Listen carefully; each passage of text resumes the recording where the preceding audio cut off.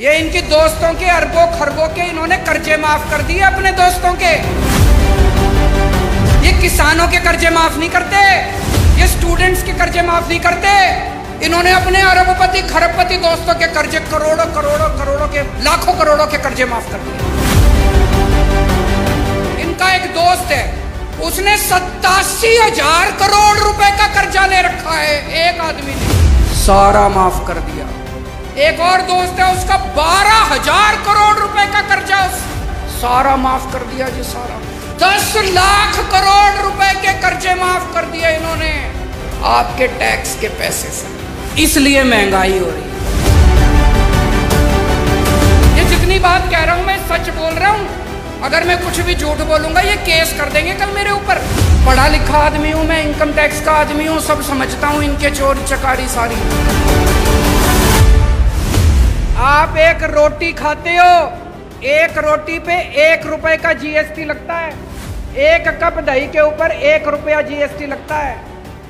आपने ये जितने कपड़े पहन रखे हैं इस पे टैक्स लगता है। आपका पंखा चलता है, पंखे पे टैक्स लगता है, बिजली पे टैक्स लगता है, दही पे टैक्स लगता है, शहद पे टैक्स लगता है, गेहूं पे टैक्स लगता है, चावल पे टैक्स लगता है। पिछले दिनों इन्होंने खाने पीने की सारी चीजों के ऊपर टैक्स लगा दिया, इतना टैक्स इतना टैक्स। इस वजह से महंगाई हो रही है। बस सांस लेना ही बाकी है, चिंता ना करो, एक बारी और आ गए तो उस पर भी लग जाएगा टैक्स। कोई दूर दूर तक सरकारी काम दिखाई नहीं देता, तो ये अरबों खरबों रुपया जा कहाँ रहा है? ये जा रहा है इनके दोस्तों की जेब में। मैं आज लिस्ट लेके आया हूं, ये इनके दोस्तों के अरबों खरबों के इन्होंने कर्जे माफ कर दिए अपने दोस्तों के। इनके कई दोस्त हैं, उन्होंने बैंकों से कर्जे ले रखे हैं। किसी ने 5,000 करोड़, किसी ने 10,000 करोड़। और जब कर्जे वापस करने की बात आई, बैंक आया उनके पास, तो उनकी नीयत खराब हो गई।